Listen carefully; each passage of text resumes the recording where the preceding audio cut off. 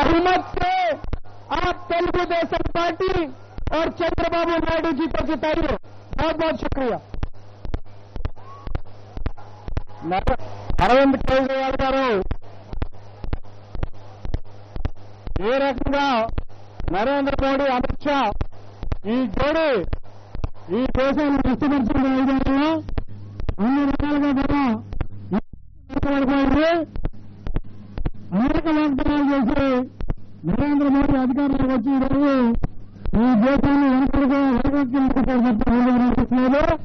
అన్ని రకాలుగా ఈ దేశం నష్టపోయింది. ఈ రోజు మళ్ళీ చంద్రబాబు నాయుడు గారిని భారీ మెజార్టీగా 25 ఎంపీలు ఇచ్చి కేంద్రంలో రేపు రాబోయే రోజుల్లో చంద్రబాబు నాయుడు గారి ఒక ప్రధాన పాత్ర బీజేపీ పార్టీ యొక్క ప్రధాన ప్రజగా ప్రతిష్టపడుతున్న అరవింద్ కేజ్రీవాల్ గారు చెప్తున్నారు. వాళ్ళందరికీ కూడా ఇక్కడ ఒక్క ఓటు జగన్రెడ్డి పడినా అక్కడ మోడీకి భద్రత అని చెప్పి అందరికీ సగౌరవంగా చెబుతున్నారు. కాబట్టి నేను ఢిల్లీ నుంచి స్పెషల్గా వచ్చాను మీ అందరి కోసం. మీకు ఈ నరేంద్ర మోడీ అమిత్ షా జోడి ఎట్లా ఎంత దొంగ గారు ఎంత మోసగాళ్ళు ఎంత కూర్చోబడిన రాజకీయాలు వచ్చారు. సరే చట్టానికి ఇక్కడికి వచ్చారు. 25 ఎంపీ సీట్లు ఇచ్చి 150 పైన అసెంబ్లీ సీట్లు ఇచ్చి చంద్రబాబు నాయుడు గారి వరకు దేశ రాజకీయాల్లో భవిష్యత్తు లేదని అరవింద్ కేజ్రీవాల్ గారు చెప్తా ఉన్నారు. కాబట్టి నేను స్పెషల్గా వచ్చానని చెప్తారు. కాబట్టి ఇప్పుడు మన మాట్లాడుతున్నట్టు చంద్రబాబు నాయుడు గారు మాట్లాడారు.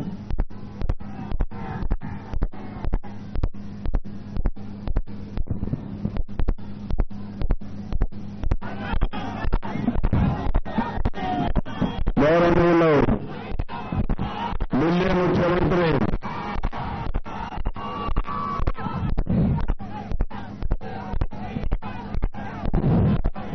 తమలో చాలా హుషారుగా ఉన్నారు. మీరంతా ఢిల్లీ ముఖ్యమంత్రి గారు మన రాష్ట్రానికి వచ్చి కేజ్రీవాల్ గారు మీ అందరికీ సంఘీభావాన్ని తెలియజేయడానికి దేశంలో నరేంద్ర మోడీ మారితే తప్ప ఈ దేశం బాగుపడదని చెప్పడానికి ఎదుర్కొచ్చాడు. మీరందరూ ఆయనతో ఒప్పుకున్నారా లేదా అని మిమ్మల్ని అడుగుతున్నా. మన కోసం వచ్చినటువంటి కేజ్రీవాల్ గారికి గట్టిగా స్వాగతం పలకండి. ఇంకా గట్టిగా. ఢిల్లీ మన దగ్గరకు వచ్చిన తమ్ముళ్ళు నరేంద్ర మోడీ ఆ రోజు ఏం చెప్పారు జ్ఞాపకంగా అమరావతి శంకుస్థాపన రోజున నేను ఢిల్లీని చూసా, పార్లమెంట్ సాక్షిగా వచ్చా, మట్టి వచ్చా, యమునా నది నీళ్లు ముచ్చానని మన ముఖానికి వచ్చేసి మళ్ళా తిరిగి చూడలేదు. నమ్మక ద్రోహం చేసిన వ్యక్తి నరేంద్ర మోడీ అవునా కాదా? మనకు సంఘీభావాన్ని తెలియడానికి వచ్చిన వ్యక్తి కేజ్రీవాల్ గారు అవునా కాదా? తమ్ముళ్ళు మీరే చెప్పండి. ఈరోజు మనందరం కష్టపడ్డాం. 5 ఏళ్లకు మనకు 60 సంవత్సరాలు హైదరాబాద్ లో ఉన్నాం. మన శ్రమ 60 సంవత్సరాల కృషి హైదరాబాద్ ని అభివృద్ధి చేశామనా కాదా అని మిమ్మల్ని అడుగుతున్నాం. అందరం కష్టపడితే ప్రధాన నెత్తిన అప్పు పెట్టుకొని ఇక్కడికి వచ్చాం. చాలా బాధ వేస్తుందో ఒకసారి ఆలోచిస్తే కడుపు గాలిపోతుంది, కడుపు మండిపోతుంది. అయినా కూడా నిలబెట్టుకోవాలనే ఉద్దేశంతో రాత్రి మురిలో పనిచేశాం. నేను అడుగుతున్నాను మనందరినీ, హైదరాబాద్ ని ఎవరు డెవలప్ చేశారు? తమ్ముళ్ళు ఆడబిడ్డలు మీరే చెప్పండి. సైబరాబాద్ ఎవరు కట్టారు? ఔటర్ రింగ్ రోడ్ ఎవరు వేశారు? ఎయిర్పోర్ట్ ఎవరు నిర్మాణం చేశారు? అడుగడుగునా కష్టపడ్డాను, ప్రపంచం తిరిగాను. ఎవరి కోసం నేను అడుగుతున్నా మిమ్మల్ని, తెలుగు జాతి కోసం అవునా కాదా అని మిమ్మల్ని అడుగుతున్నా. అంత కష్టపడితే కేసీఆర్ ఏం మాట్లాడారు? తమ్ముళ్ళు ఎంత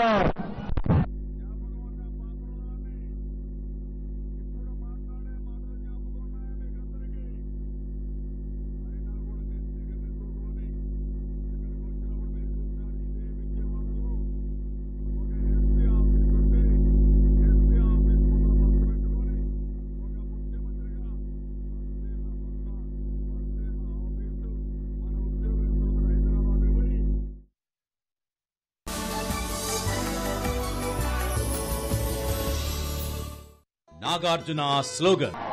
మార్పుందా, నమ్మకమేనా? ఏదో కేజ్రీవాల్ గారిని మెప్పించడానే కాదు, వాస్తవం చెప్పండి. మార్పు ఉంది, బాగున్న విషయాలపై చెప్పండి. మీ ఆమోదం కోసమే నేను పనిచేస్తున్న రాత్రి మొదలు పబ్లిక్ గా మీరు చెప్తే ఎంత ఆనందంగా ఉంటుందంటే రాత్రికి ఆనందంగా నిద్రపోతారని మరో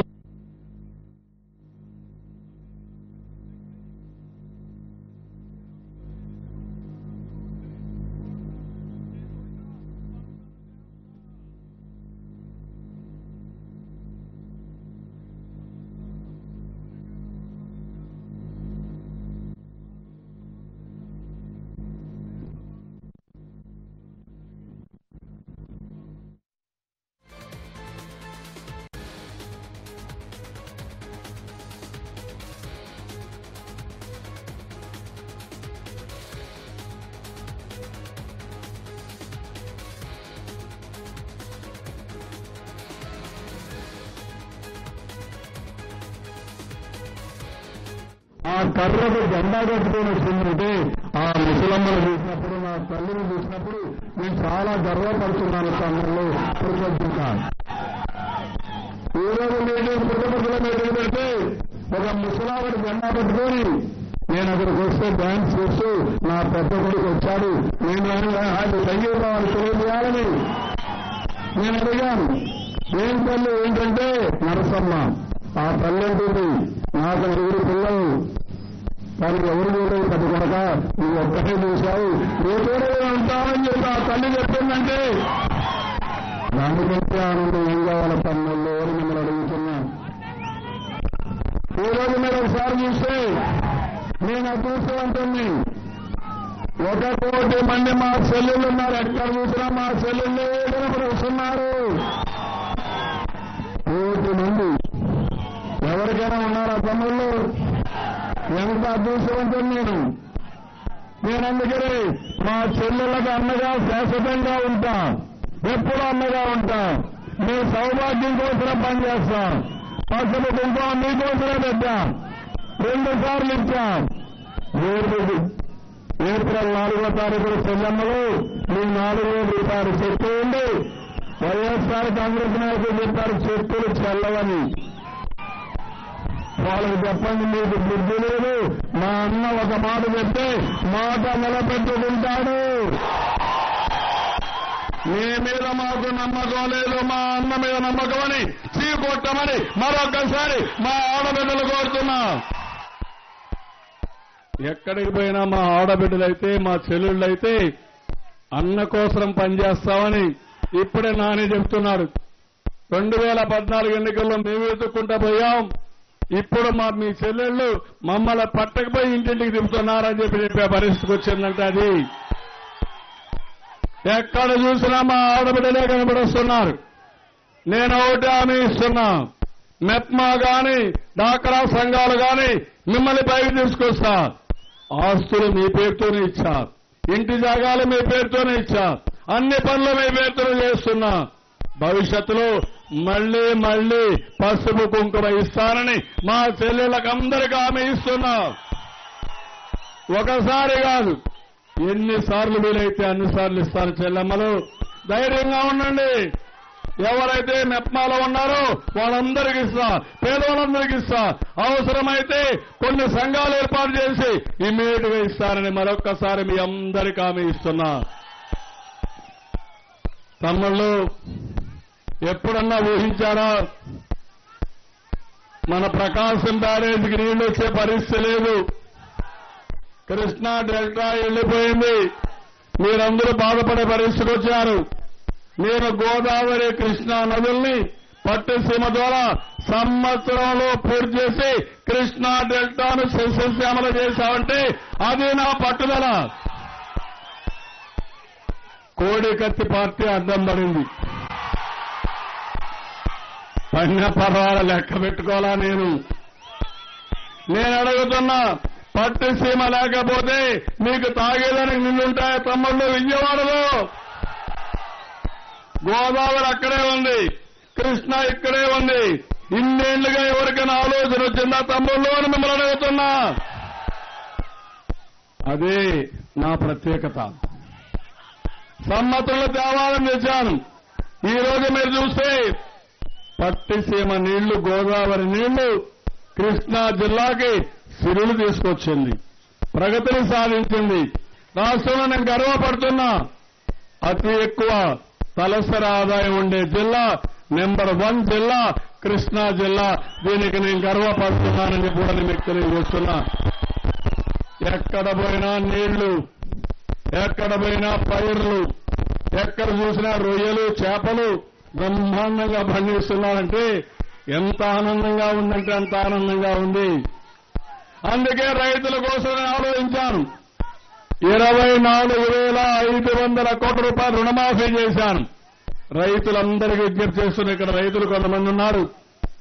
ఏప్రిల్ నెలలో ఎన్నికల కంటే ముందు 4వ విడత 5వ విడత మీ అకౌంట్లో వేస్తున్నాను, తీసుకోమని మిమ్మల్ని అందరినీ కోరుతున్నా.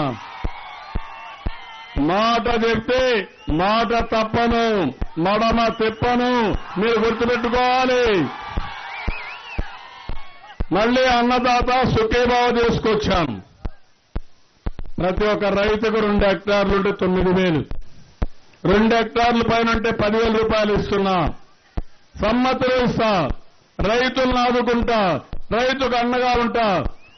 ఒకే విషయం మీరు గుర్తుపెట్టుకోండి, శాశ్వతంగా రైతుకు పెద్దన్నగా ఉండాలన్నది నా కోరిక.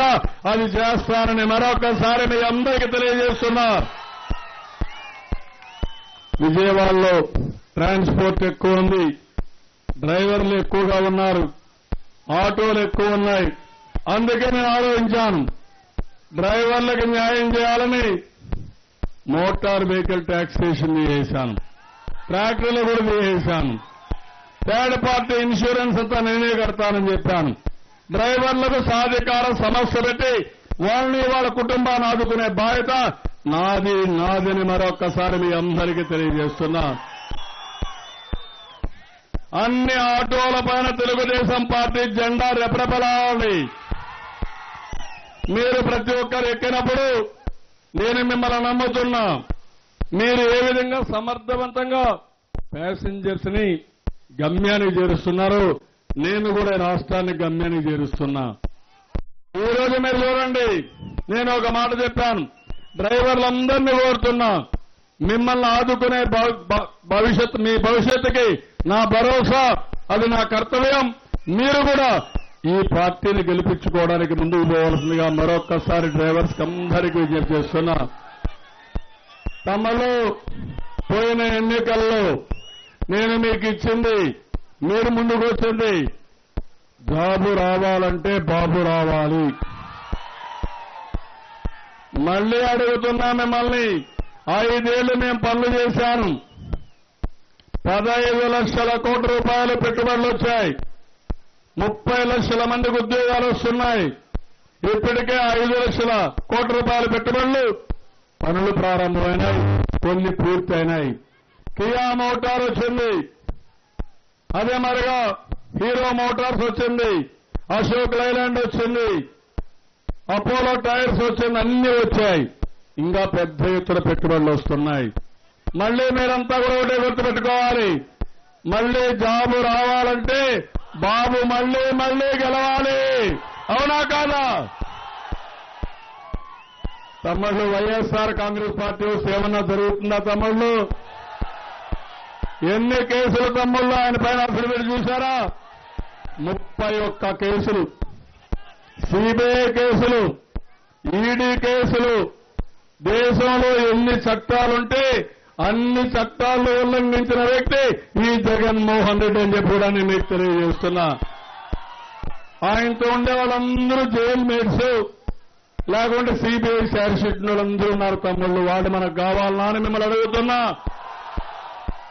ఒక అమ్మాయిని తెచ్చుకోవాలన్నా, ఒక అమ్మాయిని ఇవ్వాలన్నా మనం అన్ని ఆలోచిస్తాం. అలాంటిది ఇలాంటి వాళ్ళకి రాష్ట్రాన్ని అప్పచెప్తారా తమ్ముళ్ళు అని మిమ్మల్ని అడుగుతున్నా.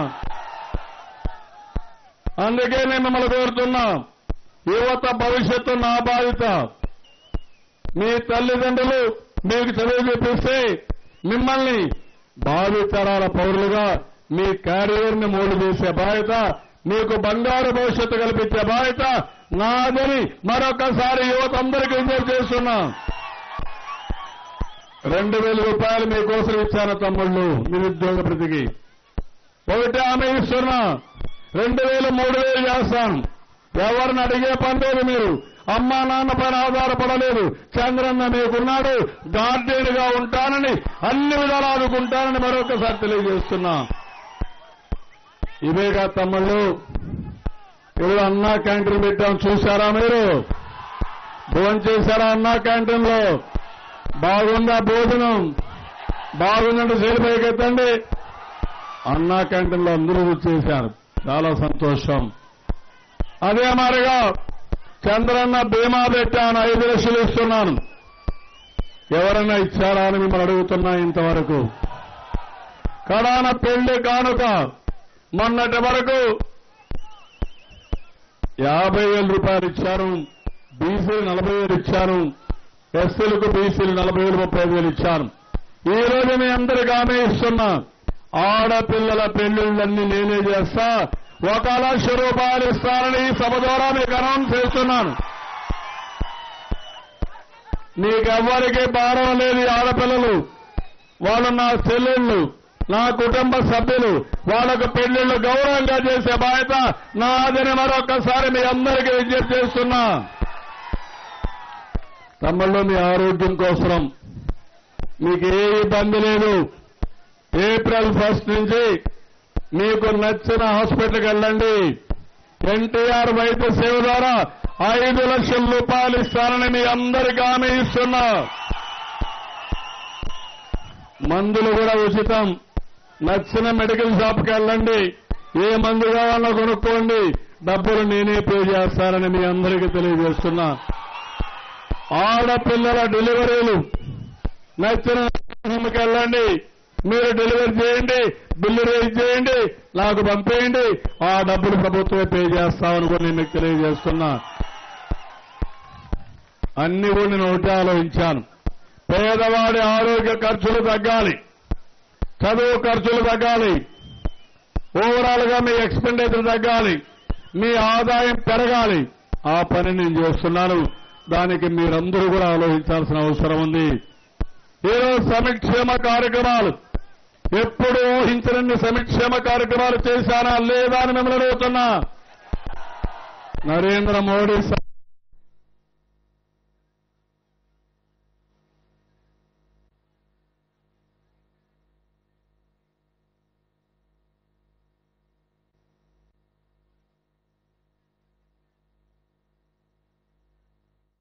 అందుకే నేను మిమ్మల్ని అందరిని అడుగుతున్నా, జగన్మోహన్ రెడ్డి విషయం ఒకటి ఆలోచించాలి. మొట్టమొదటిసారిగా ఇటీవల వాళ్ళ ఇంట్లో జరిగిన వివేకానంద రెడ్డి గారి హత్య అందరూ అర్థం చేసుకున్నారా? మాకు అర్థమైందని వాళ్ళు చేలు పైకెత్తండి. ఇది ఇంటిలో దొంగల పని అవునా కాదా? ఎవరు చేశారు తమ్ముడు? ఇంట్లో వాళ్ళే కదా. ఎంత డ్రామాలు ఆడుతున్నారు. ఇది బాధేదా మీకు?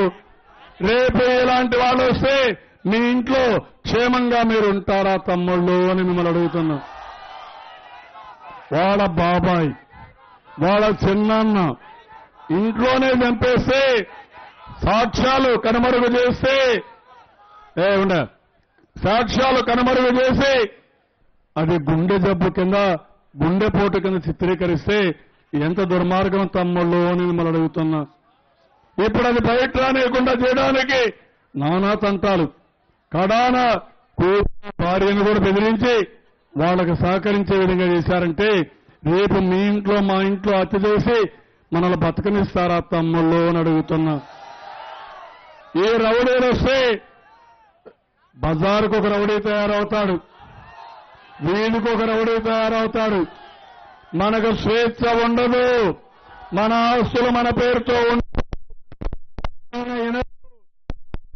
ఫిర్యాదులు ఆ వ్యవస్థ మీకు కావాలన్నా? నేనున్నా. రౌడీల్ని నిర్మోహమాటంగా అణిచేశా, తీవ్రవాదులను కూడా అణిచేశాం. అదే మరిగా ఎక్కడిది ముఠా కక్షలు కూడా పూర్తిగా రూపుమాపా. మత విద్వేషాలను కంట్రోల్ చేసేశాను. ఈ రోజు అడుగుతున్నా, నేను బాంబులకు కూడా భయపడలేదు, నా ప్రాణానికి కూడా భయపడలేదు మీకోసం.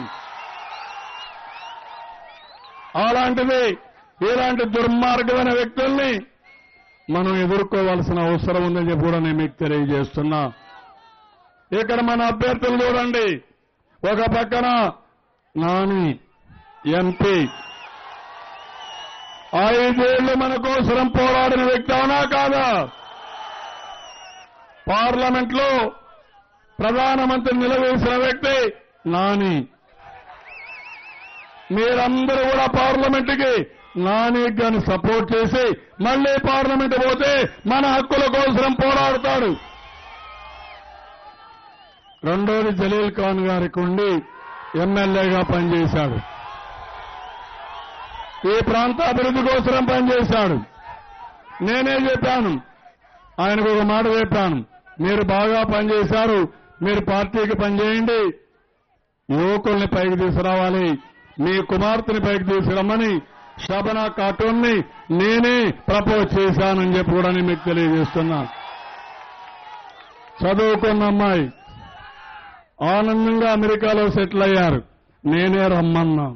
మీరు అమెరికాలో ఉంటే లాభం లేదు, అమెరికా కంటే బ్రహ్మాండంగా డెవలప్ చేస్తున్న అమరావతిని ఇక్కడికి రండి, ఇక్కడ ఎమ్మెల్యేగా ఉండమని ఆ అమ్మాయిని నేనే చెప్పాను. మీకందరికీ అందుబాటులో ఉంటుంది. అదే వైఎస్ఆర్ కాంగ్రెస్ చూస్తే ఎవరు అభ్యర్థి అంటే 2014లో బీజేపీ పోటీ చేసిన వ్యక్తి ఇప్పుడు వైఎస్ఆర్ కాంగ్రెస్. పర్ఫెక్ట్ మ్యాచ్ కదా, మ్యాచ్ ఫిక్సింగ్ అవునా కాదా? ఆ బీజేపీ మరి చూడండి, భార్య బీజేపీ, భర్త వైఎస్ఆర్ కాంగ్రెస్. బీజేపీ వైఎస్ఆర్ కాంగ్రెస్ బంధం భార్యాభర్తల బంధం, అవునా కాదా? ఎవడికి చెప్తాడని నేను అడుగుతున్నా. ఇంకో పక్క పీయూష్ గోయల్ అన్నాడు. ఆయన ఏమన్నాడంటే వైఎస్ఆర్ కాంగ్రెస్ తో టైఅప్ ఉంది, తెలంగాణ టీఆర్ఎస్ తో ఉంది, మాకేం భయం లేదని అడిగాడు. తమ్ముళ్ళు ముస్లింస్ ఉన్నారు ఇక్కడ. మళ్ళా నరేంద్ర మోడీ గెలిస్తే మీరు ఈ ఊర్లో ఉంటారా తమ్ముళ్ళు అని మిమ్మల్ని అడుగుతున్నా. ఎన్ని అరాచకాలు చేశారు. అరవై గోత్రాలు మీ మీద దాడి చేసి 2000 మందిని చంపేసి నేనే అడిగా, ఈ నరేంద్ర మోడీ ముఖ్యమంత్రికి తగడు, ఈయన రాజీనామా చేయాలని దేశంలో డిమాండ్ చేసింది మొట్టమొదటిసారిగా నేనే చేశాను. మొన్న కూడా త్రిపుల్ తలాక్ వచ్చింది. త్రిపుల్ తలాక్ వస్తే నేను చాలా గట్టిగా చెప్పాను, ముస్లింలకు ఒక చట్టం కాదు, హిందువులకు ఒక చట్టం కాదు, అందరికీ ఒకే చట్టం ఉండాలి. ముస్లింలను వేధిస్తే ఎట్టి పరిస్థితుల్లో ఒప్పుకోవని గట్టిగా పోరాడిన పార్టీ తెలుగుదేశం పార్టీ అని చెప్పి కూడా నేను మీకు తెలియజేస్తున్నా. ఆపు తెలుగుదేశం పార్టీ, మిగిలిన పార్టీలు మేమే పోరాడాం. నేను ఇక్కడ దేశంలో ఎక్కడ ఇవ్వాల మౌజములకి ఇమాములకి ఆందోళన ఇచ్చాం.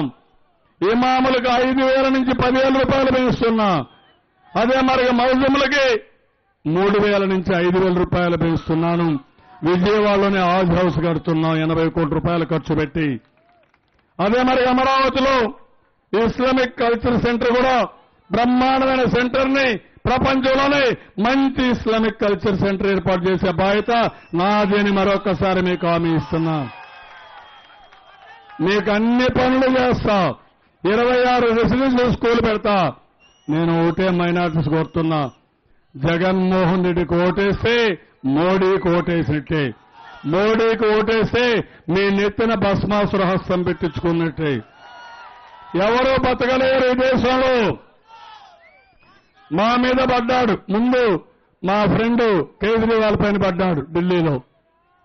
ఆయన చూస్తే ఒంటికాల పైన సిరియెత్తిపై నరేంద్ర మోడీ గారు హింస పెట్టే పరిస్థితికి వచ్చాడు. ఇప్పుడు ఆయన క్లబ్ లో నేను కూడా చేరా. ఇప్పుడు నా మీద పడ్డాడు నరేంద్ర మోడీ, నీ మీద పడ్డాడు నరేంద్ర మోడీ. భయపడతావా తమ్ముళ్ళు? ఈ దేశంలో ఎక్కువ చెడు చేసే వ్యక్తి నరేంద్ర మోడీ. నాయకత్వాన్ని చంపేస్తున్నాడు. ఎవరైనా కానీ గట్టిగా మాట్లాడితే వాళ్ళ మీద సిబిఐ దాడి, ఈడీ దాడి, ఇన్కమ్ ట్యాక్స్ దాడి, అదే మరి ఒక రాజకీయ నాయకులే కాదు, మీడియా కూడా మాట్లాడలేకపోయారు, కార్పొరేట్ సెక్టర్ మాట్లాడలేకపోయారు, వ్యాపారస్తులు మాట్లాడలేకపోయారు. అందరినీ కూడా ఫినిష్ చేసే పరిస్థితికి వచ్చారు.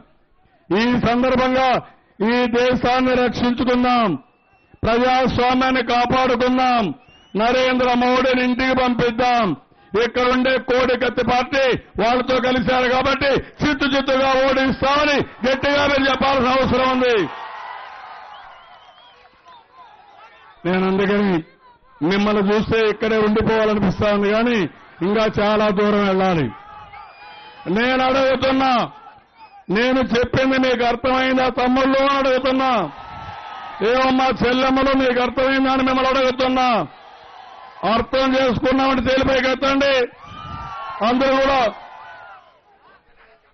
మన రాష్ట్రాన్ని మనం కాపాడుకోవాలా లేదా?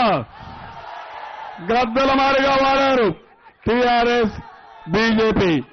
మనం పోరాడి మన హక్కులు సాధించుకోవాలా లేదా? మొదటి విరోధి నరేంద్ర మోడీ, ఇంకొక విరోధి మన కేసీఆర్, మన రాష్ట్ర ద్రోహి జగన్మోహన్ రెడ్డి అని చెప్పి కూడా నేను మీకు తెలియజేస్తున్నా. ఈరోజు ఆయన వల్ల కాదని వాళ్ళ చెల్లెళ్ళు పంపించారు ప్రచారానికి. 5 ఏళ్ళు ఎక్కడా లేరు, వాళ్ళ తల్లిని పంపిస్తున్నాను. మళ్ళా నేను ఎవరిని పంపించడం లేదు తమ్ముళ్ళు. నేను మీరే నా నమ్మకం, మీరే నా ఆశ, మీరే నేను చేసిన పనులకు సాక్ష్యాలు. అవునా కాదా అని అడుగుతున్నా. అవసరమైతే దేన్నైనా మిస్యూజ్ చేసే సమర్థుడు ఈ జగన్మోహన్ రెడ్డి.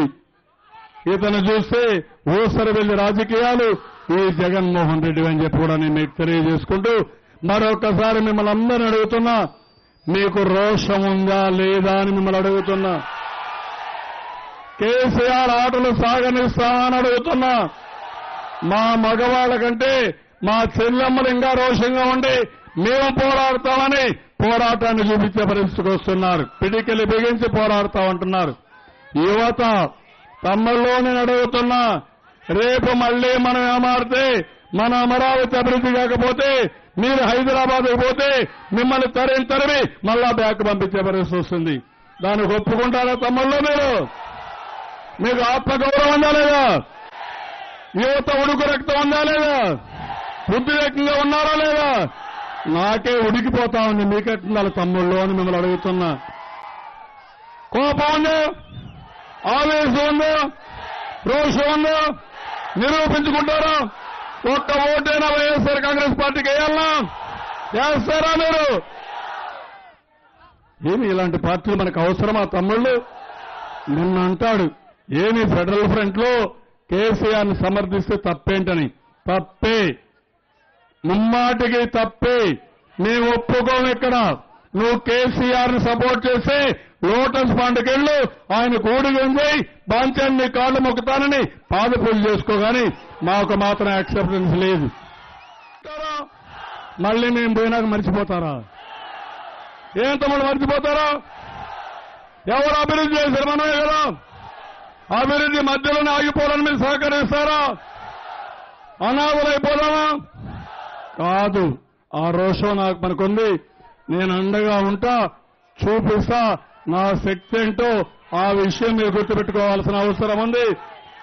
తెలంగాణ కంటే నెంబర్ 1 స్టేట్ గా తయారు చేసే బాధ్యత నాది అని మరొక్కసారి మీ అందరికీ హామీ ఇస్తున్నా. దేశంలో నెంబర్ 1 రాష్ట్రంగా తయారు చేస్తా. అదే నా ప్రతిజ్ఞ. ఈరోజు ఇక్కడికి అందరినీ కాపాడుకుంటా. అందుకే చెప్పాను, మీ భవిష్యత్తు నా బాధ్యత, మీ భవిష్యత్తు నా బాధ్యత, మా చెల్లెల భవిష్యత్తు నా బాధ్యత, యువత మీ భవిష్యత్తు నా బాధ్యత, చిరు వ్యాపారస్తులు మీ భవిష్యత్తు నా బాధ్యత, పిల్లలు మీ చదువు కూడా నా బాధ్యత. సరేనా? చిన్న పిల్లలు కూడా రోడ్డు ఎక్కాలి. ఎక్కడ పోయినా జెండా పట్టుకొని వస్తున్నారు మా పిల్లలు కూడా, చిన్నారులు కూడా. తమ్ముడు చూడు, తండ్రి భుజం మీద ఎక్కి జెండా పట్టుకొని ఊగుతూ మా తమ్ముడు అయితే అందరూ కూడా ఆకాశానికి ఎగురుతున్నారు. పిల్లలు కూడా ఆకాశానికే నిచ్చెలేస్తున్నారు. చాలా సంతోషం ఉంది. 5 ఏళ్లు నేను పడిన కష్టం పూర్తిగా మరిచిపోయి మీరు చేసే ఈ యొక్క అభినందన, మీరు చూపించే స్ఫూర్తి ఎప్పుడూ మర్చిపోలేను. అందుకే మీ అందరికీ నేను ఒక పోరాట యోధుణ్ణి, నేను ఒక సైనికుణ్ణి, మీకోసం పోరాడుతా, మీ హక్కులు కాపాడుతా, నా ప్రాణం పైన పర్వాలేదు కానీ మీకు అవమానం రానేనని మరొకసారి తెలియజేస్తున్నా. మా ముసలాళ్ళు చూశారు, మా తల్లులంతా వచ్చారు. వాళ్ళని చూస్తే తల్లి నమస్కారం తల్లి బాగున్నారమ్మా, వాళ్ళని చూస్తే చూడండి మీకంతా స్ఫూర్తి. ఆ నలుగురు వచ్చి నా పెద్ద కొడుక నువ్వు సుఖంగా ఉండు, నువ్వు గెలువని నిండు మనస్సు ఆశీర్వదిస్తున్నారంటే నా తల్లి ఆ మైక్ ఇవ్వండి, వాళ్ళకు మైక్ ఇవ్వండి, మైక్ ఇవ్వండి. వాళ్ళని చూస్తే మనకంతా తమ్ముళ్ళు మీరు చూడండి. ముందు మాట్లాడదాం ఇచ్చే రాసి మాట్లాడతాను. ఇప్పుడు చెప్పకూడదు రాసి నేను మాట్లాడతాను. ఆ నలుగురిని చూస్తే మైక్ తమ్ముళ్ళు నేను ఏదో అనుకున్నాను కానీ మనుషులు మర్చిపోతారనుకున్నాం కానీ కృతజ్ఞత అంటే మా తల్లులు నడవలేని వాళ్ళు ఇక్కడికి వచ్చారు. నువ్వు చెప్పమ్మా, మాట్లాడు.